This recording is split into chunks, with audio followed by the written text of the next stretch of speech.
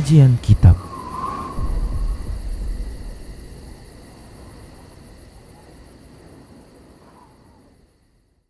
Bismillah, assalamualaikum warahmatullahi wabarakatuh. Innal hamdalillah nahmaduhu wa nasta'inuhu wa nastaghfiruh wa na'udzu billahi min syururi anfusina wa min sayyiati a'malina. Man yahdihillahu fala mudhillalah wa man yudlilhu fala hadiyalah. Wa asyhadu an la ilaha illallah wahdahu la syarikalah wa asyhadu anna Muhammadan 'abduhu wa rasuluhu sallallahu alaihi wasallam. Qala Allah Ta'ala, ya ayyuhalladzina amanu taqullaha haqqa tuqatih wa la tamutunna illa wa antum muslimun. Ya ayyuhan nasu taqu rabbakumul ladzi khalaqakum min nafsin wahidah wa khalaqa minha zawjaha wa bassa minhuma rijalan katsiran wa nisaa'a. Wattaqullaha alladzi tasaaluna bihi wal arham innallaha kana 'alaikum raqiba. يا أيها الذين آمنوا اتقوا الله وقولوا قولا سديدا يصلح لكم أعمالكم ويغفر لكم ذنوبكم ومن يطع الله ورسوله فقد فاز فوزا عظيما أما بعد فإن أصدق الحديث كتاب الله وخير الهدى هدى رسول الله صلى الله عليه وسلم وشر الأمور محدثاتها wa kullu muhdatsatin bid'ah wa kullu bid'atin dhalalah wa kullu dhalalatin finnar. Para hamba Allah rahimani wa rahimakumullah, para pemirsa Rosyad TV dan para pendengar Radio Medan Mengaji di mana saja Anda berada, rahimani wa rahimakumullah. Alhamdulillah, kita bersyukur kepada Allah atas semua nikmat yang Allah berikan. Selawat dan salam tak lupa kita ucapkan untuk Nabi kita Muhammad sallallahu alaihi wasallam. Kita akan lanjutkan pembahasan pembatal-pembatal tauhid dan kita masuki pembatal yang kedua, yaitu al-kufrul akbar, kekufuran dengan status kufur besar. Dan di antara kufur akbar tersebut adalah kufrul i'radi, yaitu kekufuran karena berpaling. Sesungguhnya di dalam Al-Quran terdapat penyebutan tentang berpaling di banyak ayat, dan hukum asal dari atau secara bahasa al-i'rad atau berpaling itu ada 3 bentuknya. Yang pertama at-tawalli 'anis syai', yaitu berpaling dari sesuatu. Kemudian yang kedua adalah as-sududu anhu, yaitu menghalang-halangi manusia darinya sehingga manusia itu berpaling darinya, dari sesuatu tersebut. Kemudian yang ketiga wa'adamul mubalati bihi, yaitu tidak peduli sama sekali dengannya. Nah, ini merupakan makna secara bahasa dari al-i'rad, yaitu berpaling. Baik para muslim rahimani rahimakumullah, yang dimaksudkan di sini adalah berpaling dari agama Allah Subhanahu wa taala, dan itu ada 2 bentuknya. Yang pertama adalah berpaling dari agama Allah Subhanahu wa taala yang menjadikan pelakunya terancam jatuh ke dalam kufur akbar, yaitu seseorang meninggalkan agama Allah Subhanahu wa taala dan berpaling darinya dengan hatinya, lisannya dan anggota tubuhnya. Yaitu dia meninggalkan agama Allah Subhanahu wa taala dengan anggota tubuhnya, walaupun disertai dengan adanya pembenaran dengan lisannya, begitu juga ucapan pembenaran dengan hatinya dan ucapan dengan lisannya terhadap 2 kalimat syahadat tersebut. Demikian. Dan jenis ini yaitu berpaling yang menjadikan pelakunya ini jatuh ke dalam kufur akbar atau kufur yang besar. Berpaling dari agama Allah Subhanahu wa taala bentuknya ada 3. Yang pertama adalah berpaling dari mendengar. Yang pertama adalah berpaling dari mendengar perintah-perintah Allah Subhanahu wa taala.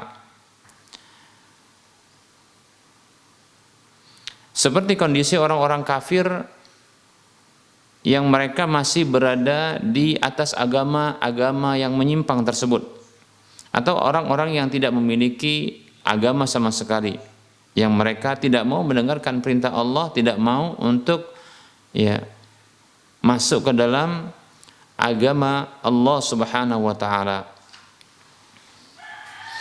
walaupun dalam hatinya dia membenarkan ya hal tersebut, yaitu hatinya membenarkan bahwa Islam adalah agama yang menyembah Tuhan yang satu, mengajarkan pemeluknya untuk menyembah Tuhan yang satu, yaitu pencipta alam semesta ya, dan yang menciptakan diri mereka, demikian.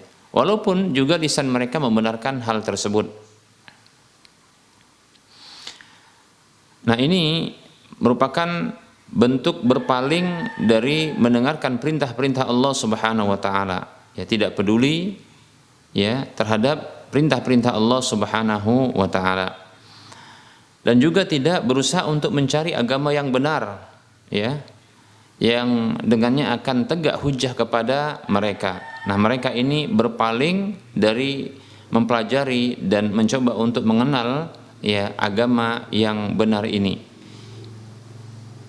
Maka ini merupakan bentuk berpaling yang menyebabkan pelakunya jatuh ke dalam kekufuran dengan status kufur akbar. Padahal ya pelakunya tersebut sangat mungkin dan mudah untuk dia mengenal agama yang benar ini atau menempuh perjalanan ya untuk mengenal agama yang benar ini, demikian. Akan tetapi kondisi mereka ini ya tidak tertarik sama sekali, ya tidak perhatian, bahkan tidak melirik ya sedikit pun terhadap agama ini. Nah, inilah ya bentuk berpaling dari mendengar perintah-perintah Allah Subhanahu wa taala. Ini bentuk yang pertama, yaitu berpaling dari agama Allah Subhanahu wa taala yang menyebabkan pelakunya jatuh ke dalam kekufuran dengan status kufur akbar. Kemudian yang kedua adalah berpaling dari tunduk terhadap agama Allah yang benar ini, dan juga berpaling dari tunduk dan patuh terhadap perintah-perintah Allah Subhanahu wa taala setelah mendengarnya dan setelah mengetahuinya.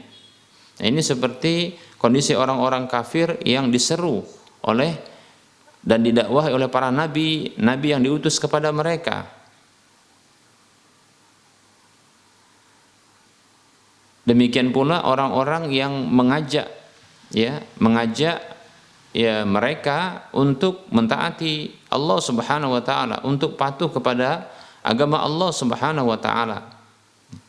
Maka yang demikian ini merupakan bentuk yang kedua dari berpaling dari agama Allah Subhanahu wa taala yang menyebabkan pelakunya jatuh ke dalam kekufuran dengan status kufur akbar. Demikian. Atau kita sebutkan contoh yang lain seperti orang-orang yang mereka mengetahui kebenaran ya pada diri mereka. Ya, maksudnya dengan diri mereka sudah tahu itu merupakan kebenaran, namun mereka tak kunjung untuk masuk ke dalam Islam, tunduk dan patuh. Namun mereka masih tetap di atas kekufuran mereka. Allah Subhanahu wa taala berfirman di dalam surah Al-Ahqaf ayat 3, Allah mengatakan a'udzu billahi minasyaitonir rajim walladzina kafaru amma undziru mu'ridun. Dan orang-orang kafir itu mereka berpaling dari apa saja yang diperingatkan mereka dengannya. Demikian. Nah, ini kondisi orang kafir yang mereka telah sampai kepada mereka peringatan-peringatan dari Allah Subhanahu wa taala, baik itu ya para nabi dan rasul yang diutus kepada mereka yang menyampaikannya, atau orang-orang dari kalangan mereka ya, atau para dai, para juru dakwah yang mengajak mereka dan memperingatkan mereka ya untuk menuju agama yang benar ini, namun mereka berpaling. Maka Allah Subhanahu wa taala menyatakan mereka lah orang-orang kafir. Demikian. Surah Al-Ahqaf ayat 3. Berikutnya para muslim rahimani wa rahimakumullah. Kita beri contoh berikutnya ya, atau bentuk berikutnya berpaling dari agama Allah Subhanahu wa taala yang menjadikan pelakunya, menyebabkan pelakunya itu jatuh kepada kekufuran dengan status kufur akbar, adalah berpaling dari mengamalkan seluruh hukum Islam dan kewajiban-kewajiban Islam setelah diakui dengan lisannya ya, diakui dengan lisannya, dan dia mengetahui tentang rukun iman, rukun Islam, bahkan mengucapkan 2 kalimat syahadat. Demikian. Maka yang seperti ini juga termasuk berpaling dari agama Allah Subhanahu wa taala yang benar. Orang yang mereka meninggalkan berbagai jenis ya amalan-amalan dan semua jenis dari amalan-amalan hukum Islam dan tidak melakukan sedikit pun dari kewajiban-kewajiban, tidak sholat, ya, tidak berpuasa, tidak berzakat, tidak berhaji, ya, dan seterusnya dari hal-hal yang ini merupakan menjadi prinsip dalam agama Islam, ya, agama yang berasal dari Allah ini, agama yang benar ini, mereka meninggalkannya, mereka berpaling sama sekali, tidak peduli seperti ini, ya.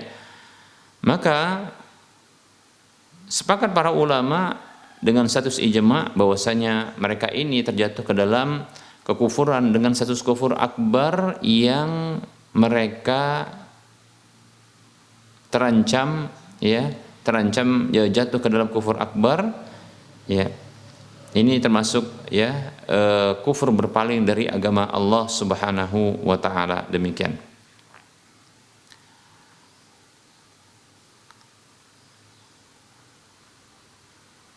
Allah Subhanahu wa taala berfirman dalam surah Ali Imran ayat 32, Allah mengatakan a'udzu billahi minasyaitonir rajim qul ati'ullaha war rasula fa in tawallaw fa innallaha la yuhibbul kafirin. Katakan Muhammad sallallahu alaihi wasallam kepada umatmu, taatilah Allah dan Rasulnya, maka apabila kalian berpaling sesungguhnya Allah tidak menyukai orang-orang yang kafir. Ya, di sini disebutkan tindakan berpaling itu ternyata menyebabkan kekufuran, yaitu berpaling sama sekali tidak melakukan kebaikan-kebaikan di dalam Islam, ya, tidak melakukan kebaikan-kebaikan di dalam Islam, seperti itu, ya. Baik, berikutnya firman Allah Subhanahu wa taala di dalam surah As-Sajdah ayat 22, Allah mengatakan a'udzu billahi minasyaitonir rajim wa man adzamu mimman dzukira bi ayati rabbih tsumma a'rada anha inna minal mujrimina muntaqimun. Dan siapakah orang yang paling zalim? Dan siapakah orang yang paling zalim ketimbang orang yang telah diperingatkan ya terhadap ayat-ayat Rabb mereka kemudian mereka berpaling darinya? Sesungguhnya kami, kata Allah Subhanahu wa taala, membalas ya orang-orang yang berbuat dosa, orang-orang yang berlaku dosa, demikian. Inilah balasan bagi orang-orang yang berpaling sama sekali dari agama Allah Subhanahu wa taala. Dan ayat-ayat yang lain yang menunjukkan ya kufurnya orang-orang yang berpaling dari agama Allah Subhanahu wa taala, demikian, ya. Alasannya adalah mengapa Allah Subhanahu wa taala menyatakan ya kufurnya orang-orang yang berpaling sama sekali dari agama Allah Subhanahu wa taala, walaupun lisannya, walaupun hatinya membenarkan hal tersebut, lisannya membenarkan hal tersebut, hatinya membenarkan hal tersebut, ya. Karena sesungguhnya tindakan yang meninggalkan seluruh bentuk ya amalan-amalan dan ketaatan-ketaatan yang zahir dalam Islam ini itu menunjukkan kosongnya hatinya dari iman, ya, dan ya kosongnya ya pembenaran di dalam ya dirinya, demikian, seperti itu para muslim rahimani wa rahimakumullah.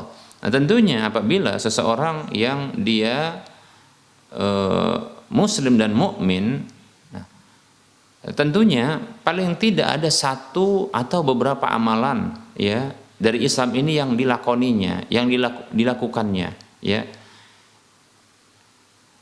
Tidak keseluruhan dari ajaran Islam ini, kebaikan-kebaikan dalam Islam, ketaatan-ketaatan dalam Islam ini ditinggalkannya sama sekali, demikian, berpaling darinya sama sekali. Nah, oleh karenanya berpaling dengan bentuk seperti ini, ya. Nah, ini merupakan ya salah satu bentuk kekufuran, ya. Kekufuran dengan status kufur akbar, yaitu kufur berpaling karena berpaling dari ajaran atau agama Allah yang benar. Baik para muslim rahimani rahimakumullah, kita akan sebutkan yang jenis kedua ya dari berpaling dari agama Allah, yaitu berpaling yang tidak menyebabkan pelakunya ya terancam jatuh ke dalam kekufuran dengan status kufur akbar. Yaitu seorang mukmin muslim dia meninggalkan sebahagian dari kewajiban, ya, kewajiban. Seperti contohnya dia tidak puasa namun dia sholat, atau dia sholat namun dia tidak puasa, atau dia contohnya orang yang berpuasa ya namun dia tidak berhaji, atau orang yang dia sholat namun dia tidak membayar zakat, demikian ya, seperti itu. Nah, hanya saja dikecualikan dari hal ini menurut sebagian ulama adalah sholat, karena sebagian ulama berpendapat apabila satu sholat saja ditinggalkan ya secara sengaja ya, maka sebahagian para ulama menyatakan tetap saja kufur, demikian. Sedikit kita akan membahas tentang permasalahan meninggalkan sholat ya, yaitu sholat wajib ya, sholat fardu yang 5 waktu tersebut. Kita akan rinci ya, ada perbedaan pendapat di kalangan para ulama tentang meninggalkan sholat ini. Namun mereka sepakat, jadi kita bahas dulu ya. Yang pertama, apabila seseorang muslim meninggalkan sholat ya, seorang muslim meninggalkan sholat dengan berkeyakinan bahwasanya sholat 5 waktu zuhur, asar, maghrib, isya, subuh, demikian pula zuhur ya yang di hari Jumat digantikan dengan Jumat, ini diyakini tidak wajib atau diingkari kewajibannya, maka sepakat para ulama dengan status ijma, bila diingkari kewajiban seperti ini ya, maka ini jatuh kepada kufur akbar ya, seperti itu. Jadi meninggalkan sholat karena mengingkari kewajibannya, maka ini sepakat dengan status ijma para ulama tanpa ada perbedaan pendapat ya, bahwasanya pelaku yang seperti ini itu jatuh ke dalam kufur akbar, demikian ya. Baik para muslim rahimani wa rahmakumullah, berikutnya adalah meninggalkan sholat 5 waktu ya karena malas ya, tapi masih meyakini kewajibannya ya, masih meyakini kewajibannya bahwasanya sholat 5 waktu itu memang wajib ya, demikian, dan itu bagian dari rukun Islam, masih diyakini demikian ya, hanya saja dia malas melakukannya, atau dia ini mengabaikannya atau menganggap remeh ya, atau meremehkannya, maka di sini terjadi perbedaan pendapat di kalangan para ulama, demikian ya. Sebagian ulama berpendapat bahwasanya orang seperti ini juga masih dikategorikan ya kufur ya, terancam kufur, keluar dari Islam, demikian, seperti itu. Sebagian ulama yang berpendapat tentang kufurnya orang yang meninggalkan dengan status kufur akbar ya, orang yang meninggalkan sholat karena sengaja walaupun dia mengakui kewajibannya ya, ini sebagian ulama mengatakan ini jatuh kepada kufur akbar. Ini berdalilkan dengan beberapa hadis Nabi Shallallahu Alaihi Wasallam, seperti diantaranya adalah hadis yang dikeluarkan oleh Imam Muslim dari sahabat Jabir radhiyallahu anhu yang mengatakan Rasulullah Shallallahu Alaihi Wasallam bersabda, bainar rajuli wa bainas syirki wal kufri tarkus salati. Antara seseorang dengan kesyirikan dan kekufuran itu adalah meninggalkan salat, demikian ya. Dalam riwayat yang lain disebutkan al-ahdu bainana wa bainahum ya as-salah ya. Sesuatu yang diketahui pembeda antara kita ya dengan mereka, kita adalah muslim maksudnya, dan mereka itu orang kafir adalah salat.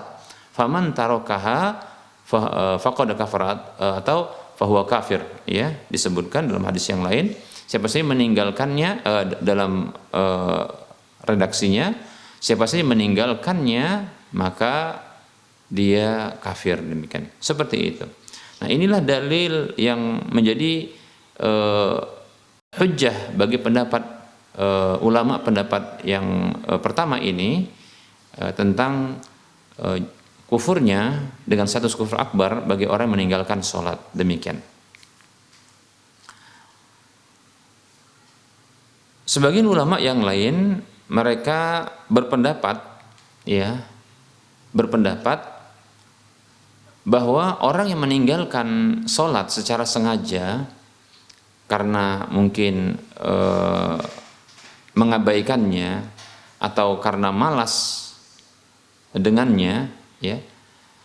Namun dia masih mengakui tentang kewajibannya, begitu juga ini rukun dari agama Islam, ya, dalam ajaran Islam. Maka pendapat yang kedua ini mengatakan bahwasanya orang yang meninggalkan tersebut tidak jatuh kepada kekufuran dengan status kufur akbar, ya, seperti itu, ya. Mengapa demikian, ya? Apa dalil mereka? Dalil mereka adalah bahwa ada beberapa hadis yang menunjukkan bahwa orang yang datang pada hari kiamat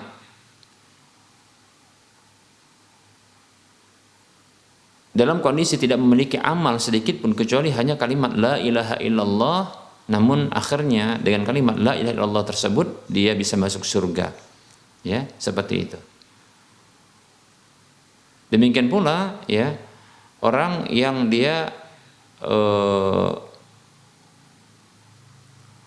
meninggalkan sholat, namun, ya, masih ada peluang, ya, pada hari kiamat kelak, ya, disebutkan dalam hadis bahwasanya orang yang pada hari kiamat kelak itu tidak mendekati hari kiamat, yaitu ada orang-orang yang tidak mengenal, ya, sedikit pun tentang ajaran Islam kecuali, ya, kalimat la ilaha illallah saja.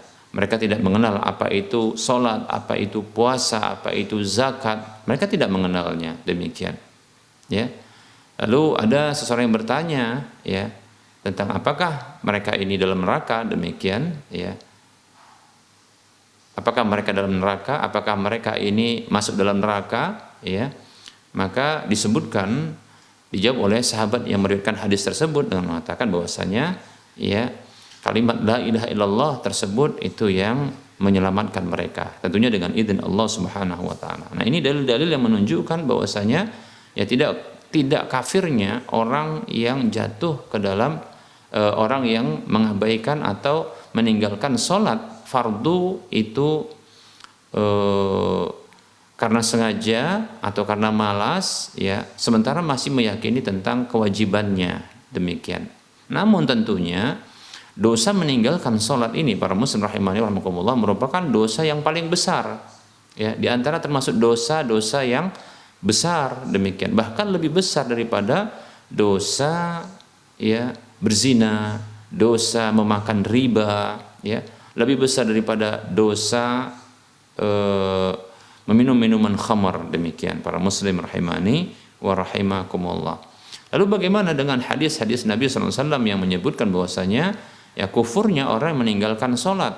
Maka pendapat yang kedua ini, ulama-ulama yang berpendapat dengan pendapat kedua ini, mereka menyatakan bahwasanya, ya, kufur yang dimaksudkan dalam hadis tersebut adalah kufur asghar, demikian, ya, kufur kecil, bukan kufur akbar. Wallahu ta'ala alam. Yang jelas ada perbedaan pendapat di dalam pembahasan ini, ya. Namun mereka sepakat, para ulama sepakat bahwa saya meninggalkan sholat karena, ya, meyakini tidak wajibnya sholat tersebut atau mengingkari kewajiban sholat tersebut, maka sepakat para ulama dengan status ijma, ya, kufurnya orang yang meninggalkan sholat tersebut dengan status kufur akbar, dengan derajat, ya, kufur akbar. Wallahu ta'ala a'lam, demikian. Nah, seperti itu, ya. Kalau saya pribadi condong kepada pendapat yang mengatakan bahwasanya, ya, orang meninggalkan sholat, ya, yang masih meyakini kewajibannya, namun dia meninggalkannya karena malas atau karena nafsunya yang mendominasinya, maka orang ini tidak kufur dengan status kufur akbar, demikian. Namun dia jatuh kepada kufur asghar, ya, kufur asghar yang dosanya ini lebih besar ketimbang dosa berzina, dosa memakan riba, dosa, begitu juga dosa, ya, minum minuman keras. Bahkan kalau dia berterusan meninggalkan sholat tersebut, maka boleh bagi pemerintah, ya, untuk memberikan sanksi hukuman kepadanya, bahkan sampai sanksi hukuman ancaman mati, ya, ancaman mati, itu ancaman bunuh, ya. Seperti itu bila dia meninggalkan salat secara terus-menerus. Demikian wallahu taala a'lam. Seperti itu para muslim rahimani wa rahimakumullah.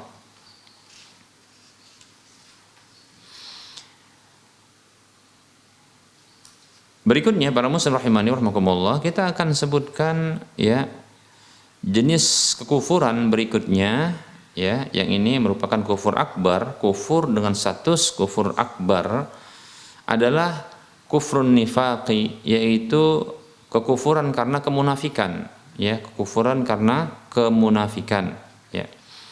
Yaitu orang yang menampakkan iman, ya, secara lahiriah, namun dia menyembunyikan kekufuran, ya. Dan tentunya kemunafikan itu merupakan bentuk kekufuran, ya. Seperti itu. Kemunafikan ini merupakan bentuk kekufuran. Bahkan, ya, kemunafikan ini bisa berada di atas lebih, ya, kekufuran tersebut, ya. Mengapa? Karena ternyata dia menyembunyikan kekufuran, ya, lalu menampakkan keislaman, seperti itu, ya, menampakkan keislaman. Dan ini sangat berbahaya, ya, karena di sini mampu untuk menimpakan keburukan bagi Islam dan kaum muslimin, ya, seperti itu. Hanya saja dalam pembahasan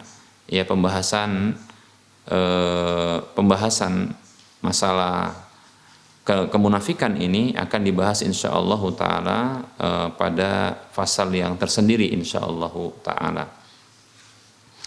Baik para muslim rahimani wa rahimakumullah.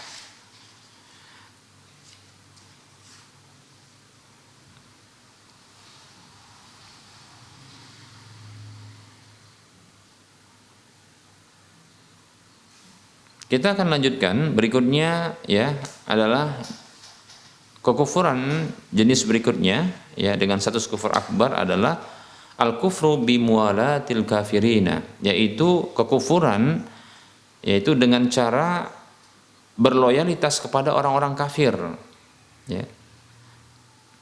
Baik para muslim rahimani rahimakumullah, loyalitas kepada orang kafir ini ada dua bentuknya. Pertama adalah loyalitas yang ini menyebabkan kekufuran, ya. Ada yang kedua adalah loyalitas yang tidak menyebabkan kekufuran.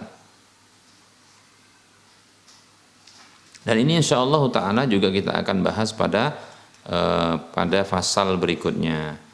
Baik para muslim rahimani wa rahimakumullah, ya. Kita akan bahas nanti insyaallah taala pada waktu yang akan datang, ya. Baik, kita akan akhiri, ya, pembahasan tentang kufur akbar ini, ya, ini dengan penutup, ya. Walaupun sesungguhnya contoh-contoh kekufuran dengan status kufur akbar ini masih banyak, ya, masih banyak. Namun kita cukupkan dengan apa yang kita jelaskan ini. Namun kembali kita ulangi, kembali kita tegaskan, ya, bahwasanya seseorang muslim yang jatuh ke dalam kekufuran dengan status kufur akbar atau jatuh ke dalam kesyirikan dengan status syirik akbar, tidak lantas seorang muslim tersebut, ya, itu individu muslim tertentu itu menjadi kafir atau musyrik yang tulen keluar dari Islam. Tidak mesti, ya. Mengapa demikian? Karena tindakan seperti ini itu bentuk memvonis individu tertentu dengan hukum, ya, murtad atau keluar dari Islam. Nah, dalam kaidah agama kita bahwasanya sebuah hukum itu menjadi sah apabila terpenuhi syarat-syaratnya dan hilang penghalang-penghalangnya. Ini kembali kita tegas dan kembali kita tekankan, kita tegaskan dan kita tekankan bahwasanya, ya, untuk, ya, memberikan, ya, hukum, vonis hukum kepada individu tertentu, ya, dengan hukum dia murtad atau hukum kafir keluar dari Islam, ya, atau musyrik yang tulen sehingga dia menjadi orang yang berada di atas orang yang berada di luar Islam, maka hukum seperti ini itu harus terpenuhi syarat-syaratnya dan hilang penghalang-penghalangnya. Demikian. Ya. Seperti itu para muslim rahimani wa rahimakumullah. Apa saja penghalang-penghalangnya atau apa saja syarat-syaratnya, terpenuhi syarat-syaratnya. Pernah kita sampaikan bahwasanya ini kembali kita ulangi supaya tidak bermudah-mudah di dalam menjatuhkan vonis kafir. Demikian ya. Lalu mungkin ada yang bertanya, lalu bagaimana dengan penjelasan yang Ustaz sebutkan ya, ini kekufuran, ini kesyirikan dan seperti itu. Maka sesungguhnya perlu dibedakan antara ya memberikan hukum pada perbuatan, tindakan, perkataan dan keyakinan dengan memberikan hukum pada individu tertentu. Jadi ini harus dibedakan. Baik para muslim rahimani rahimakumullah. Para ulama mereka membedakan ya, ada disebut dengan takfir mutlak dengan takfir muayyan, begitu ya. Takfir mutlak yaitu mengkafirkan secara mutlak, seperti contohnya ya, siapa saja melakukan ya seperti ini maka dia telah kafir. Nah seperti itu perkataan, contohnya perkataan sebagian ulama ya, seperti perkataan Imam Ahmad bin Hanbal, siapa saja yang mengatakan Al-Quran makhluk maka dia kafir, seperti itu ya. Seperti juga sabda Rasulullah, siapa saja meninggalkan sholat maka dia telah kafir. Nah seperti itu.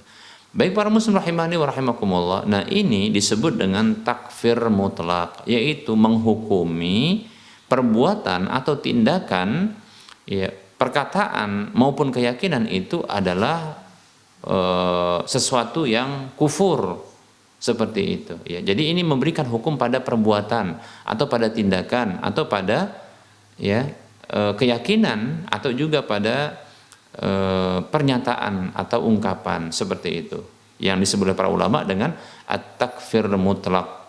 Demikian, seperti itu ya. Adapun ketika melakukan ya jenis yang kedua yaitu takfir muayyan, yaitu memvonis kafir individu tertentu yang dia seorang muslim ya, maka disinilah yang harus rinci, harus terpenuhi syarat-syaratnya dan hilang penghalang-penghalangnya. Demikian. Nah tentunya seorang muslim mukmin ya wajib dia meyakini kafirnya ya orang-orang atau individu-individu yang dinyatakan kafir oleh Allah Subhanahu wa taala dan Rasulnya di dalam Al-Qur'an maupun hadis Nabi sallallahu alaihi wasallam. Wajib ya kita harus kafirkan, karena Allah yang mengkafirkannya, memvonis kafir ya individu tertentu tersebut, begitu juga Rasulullah yang memvonis kafir individu tertentu ya, seperti itu. Wajib bagi kita untuk turut juga mengkafirkannya. Demikian, seperti itu ya. Begitu juga ya siapa saja yang tidak dikafirkan oleh Allah Subhanahu wa taala dan Rasulnya ya, maka kita juga tidak boleh mengkafirkan ya, seperti itu ya.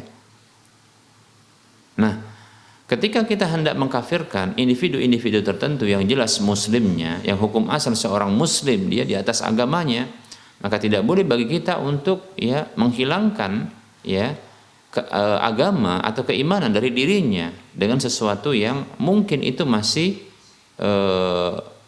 ada dugaan bahwasanya dia tidak tahu, atau mungkin ada faktor-faktor lain yang membuat dia jatuh ke dalam hal tersebut. Demikian. Oleh karenanya para ulama meletakkan syarat-syarat, demikian pula ya memberlakukan mawani atau penghalang-penghalangnya.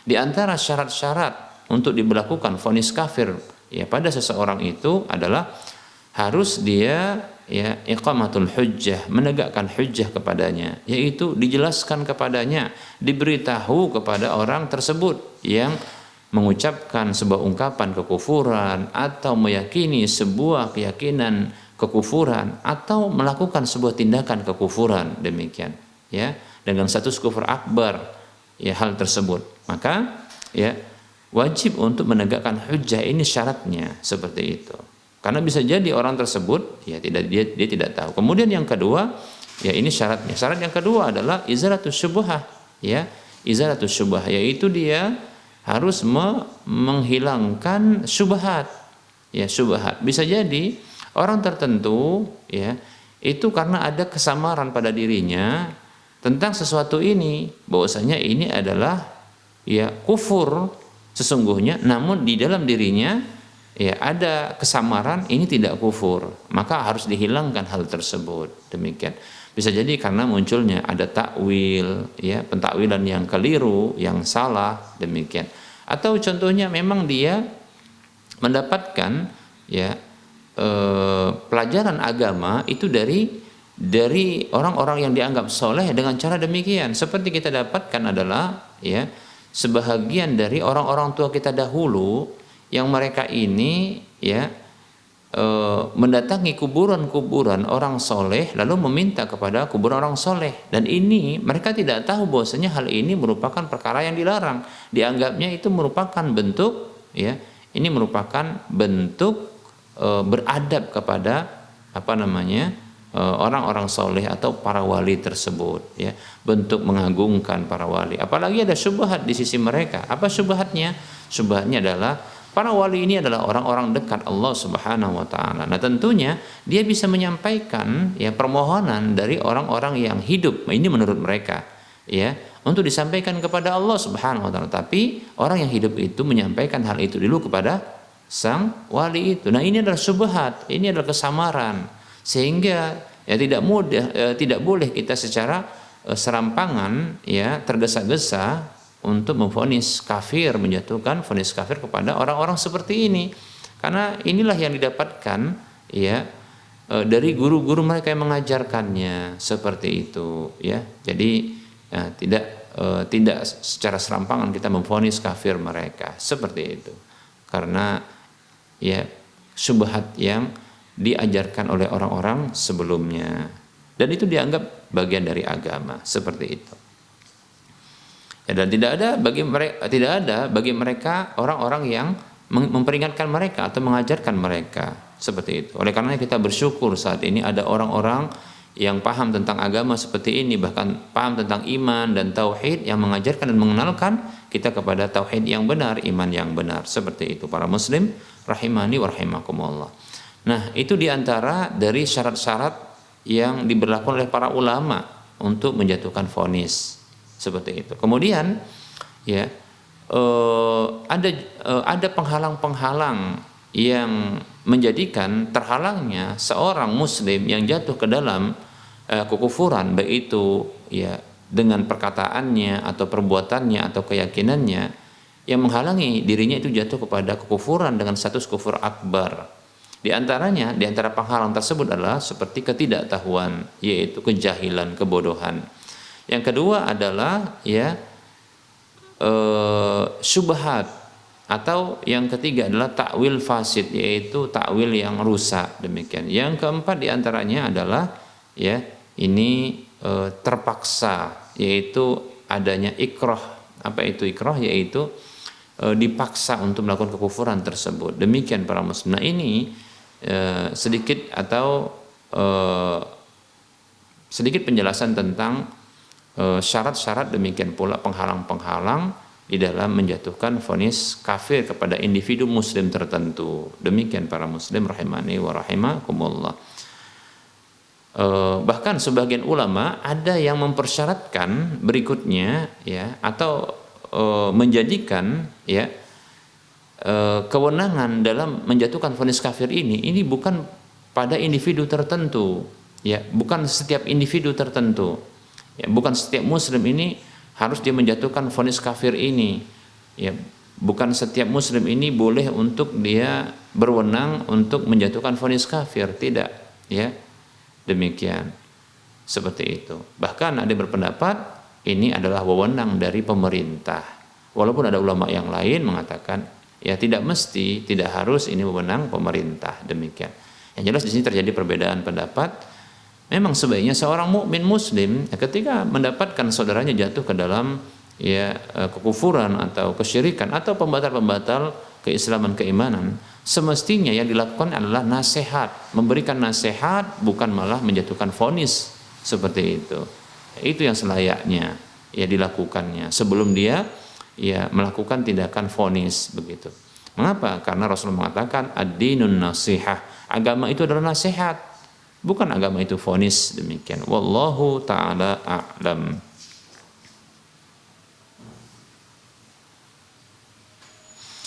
Baik para muslim rahimani wa rahimakumullah, kita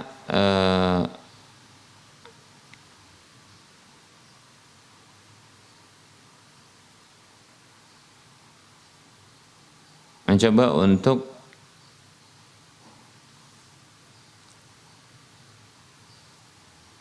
menjawab pertanyaan.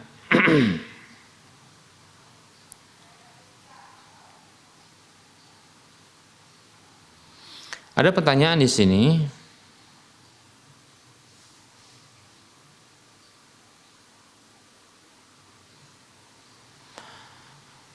Bismillah, mau tanya Ustadz, jika sudah jatuh talak bain, ya, bila telah jatuh talak bain, maka hubungan saya dengan mantan suami sudah seperti orang asing dan berlaku hukum sama dengan non mahram.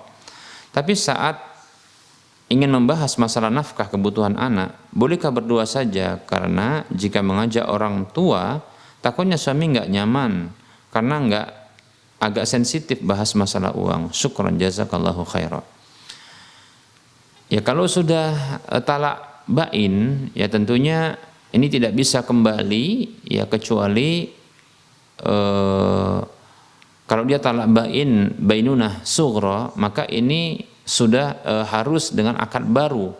Adapun kalau dia talak bain dengan bainunah kubro, sepertinya ini kasus karena sudah ada anak, maka ini maksudnya adalah talak bainunah kubro, ya. Karena adanya hubungan badan kemudian ada anak, kan begitu. Maka tidak akan bisa kembali kecuali sang wanita tersebut itu menikah dengan laki-laki lain lalu bercerai dari laki-laki tersebut setelah ya tentunya ada hubungan badan. Kemudian halal bagi suami sebelumnya untuk menikah dengan mantan istri yang telah ditalak dengan talak bainunah kubro, demikian. Seperti itu, ya.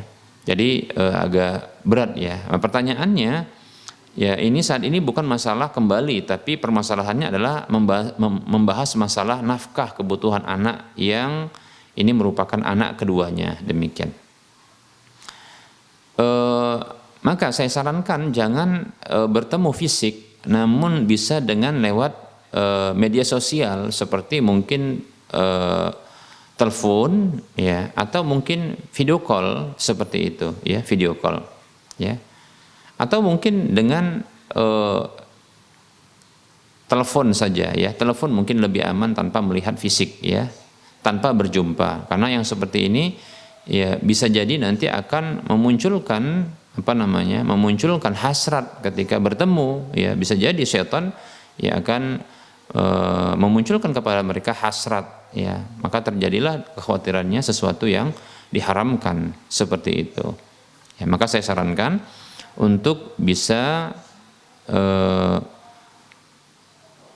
membahasnya itu lewat media. Apakah mungkin media sosial atau mungkin media telekomunikasi, yaitu dengan telepon. Demikian. Wallahu ta'ala a'lam, ya.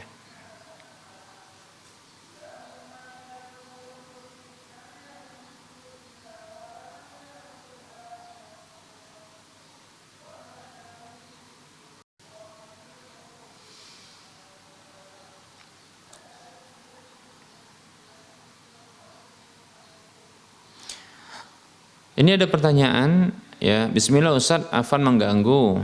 Saya mau tanya, ya. Saya bekerja di sebuah perusahaan teknisi yang biasa servis dan membenarkan AC, ya, yaitu melakukan perbaikan AC.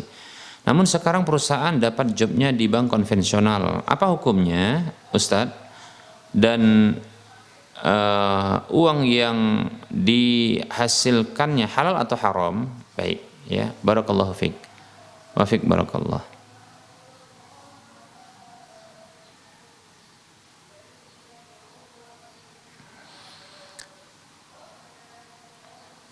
Baik, ya.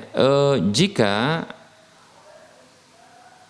perusahaan ini pada umumnya pekerjaannya adalah pekerjaan yang halal, ya, yang bukan hanya menerima servis dan perbaikan AC itu hanya di satu perusahaan yang ini adalah berinteraksi dengan perkara-perkara yang haram, ya, seperti contohnya tadi bank konvensional, maka tentunya ya bekerja di perusahaan tersebut ini adalah perkara atau sesuatu yang halal. Demikian. Hanya saja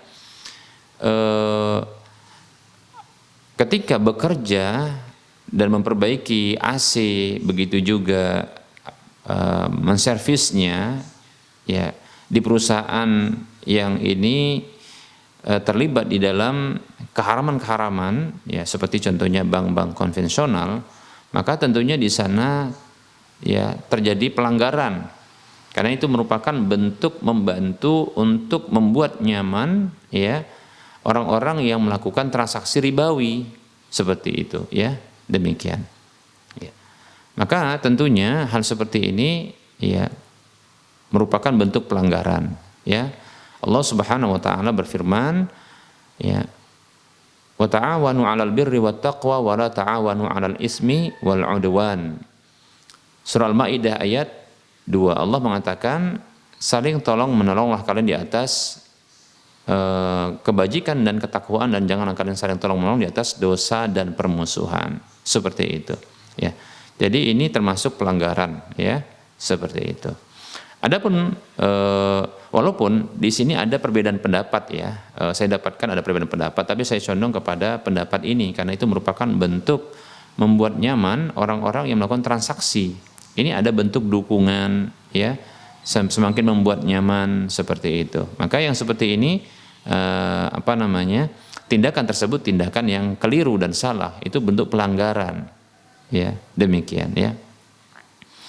Hanya saja permasalahan gaji yang dihasilkan, ya, gaji yang dihasilkan, maka perlu kita rinci bahwasanya bila semua pekerjaan di bulan tersebut, ya, pekerjaan di bulan tersebut itu semuanya adalah, ya,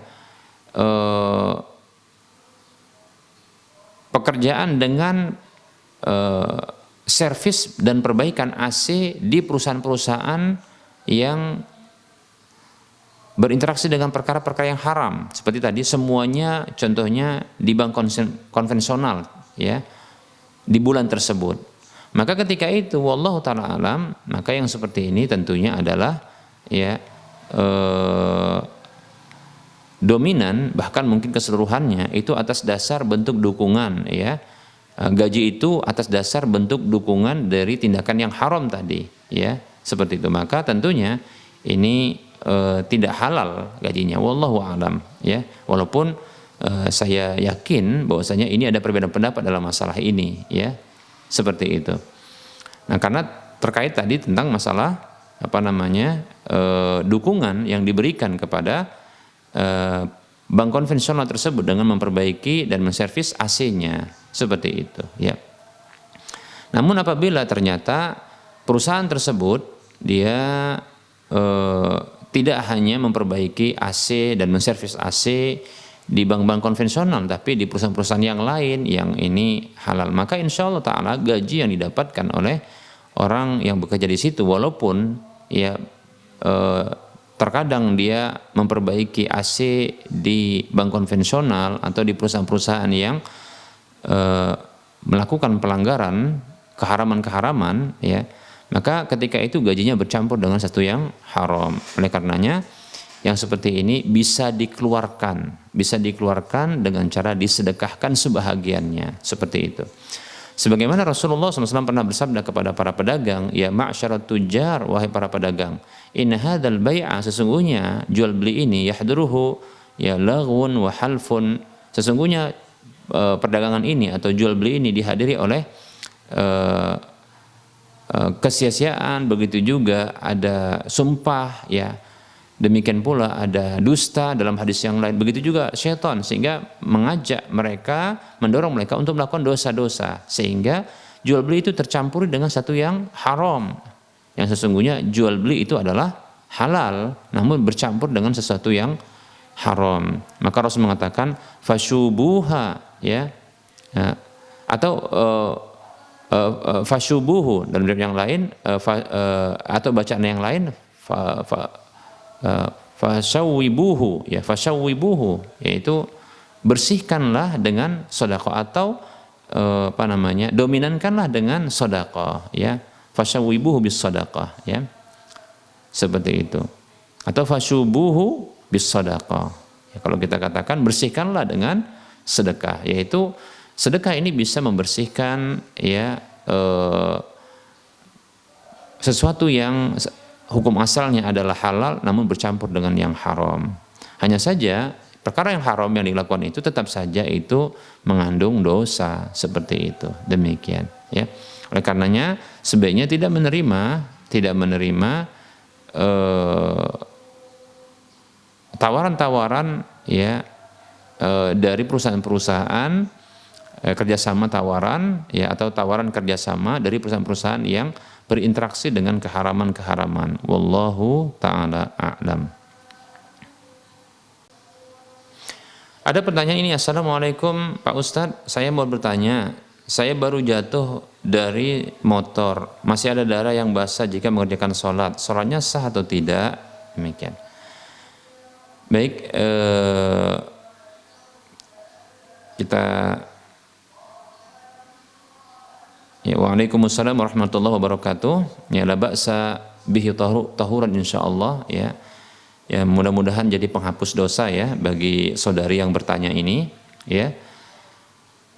Demikian pula semoga ini bisa menambah derajat, dan ketahui setiap musibah yang menimpa kita, ya insyaallah taala dia ini bisa menghapuskan dosa, demikian pula bisa meninggikan derajat. Kata Nabi SAW, ma yusibul mu'mina min syaukatin fama fawqaha illa rafa'ahu Allahu biha darajatan aw hatta anhu biha khati'atan, ya. Hadis riwayat Muslim, atau kama qala sallallahu alaihi wasallam. Beliau mengatakan yang artinya sallallahu alaihi wasallam, tidaklah ada yang menimpa seorang muslim mukmin, ya, baik itu duri yang menusuknya atau apa saja yang lebih berat darinya, ya, atau yang lebih parah darinya, melainkan dengannya Allah akan meninggikan derajatnya atau Allah menghapuskan dosa-dosanya. Demikian, ya, seperti itu. Nah, ini sebagai bentuk motivasi dan tindakan menyabarkan saudara kita yang tertimpa musibah ini, ya, seperti itu. Dan terus bersabar dengan musibah yang menimpa, ya, walaupun ini ringan, tapi ya tersenyumlah ketika tertimpa ya musibah, karena musibah yang menimpa seorang muslim mukmin itu menunjukkan Allah sayang dan cinta kepadanya. Kata Rasulullah SAW, Innallaha idza ahabba qauman ibtalahum. Sesungguhnya Allah Subhanahu wa taala apabila mencintai satu kaum, maka Allah menguji mereka. Demikian, ya, memberikan musibah kepada mereka, seperti itu.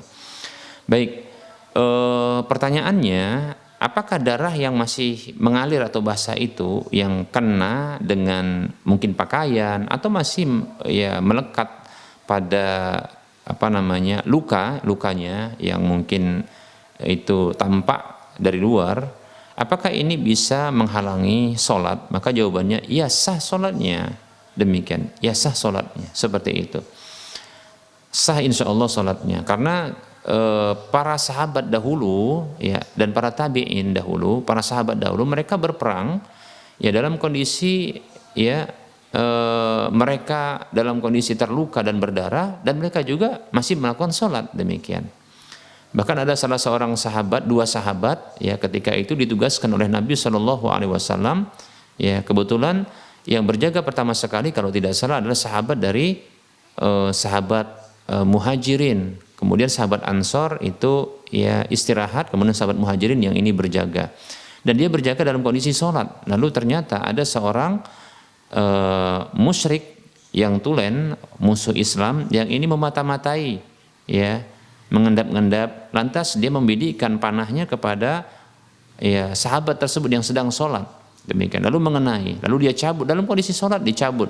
Tentunya, ya, panah yang mengenai tubuh itu dicabut, tentunya mengalirkan darah. Demikian, sampai berkali-kali demikian. Akhirnya, ya, terbangunlah sahabat yang lain ini. Lalu hal itu tentunya sampai kepada Nabi SAW. Namun Rasulullah tidak ya menyatakan batalnya sholatnya, seperti itu. Demikian ya. Jadi tidak masalah. Hanya saja terjadi perbedaan pendapat di kalangan para ulama, darah manusia itu najis atau tidak. Nah, seperti itu ya.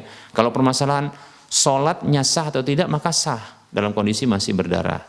Ya, seperti itu. Yang jadi masalah darah dari orang yang sholat tersebut atau darah ya yang keluar dari manusia itu najis atau tidak. Nah, di sini jadi permasalahannya. Ya.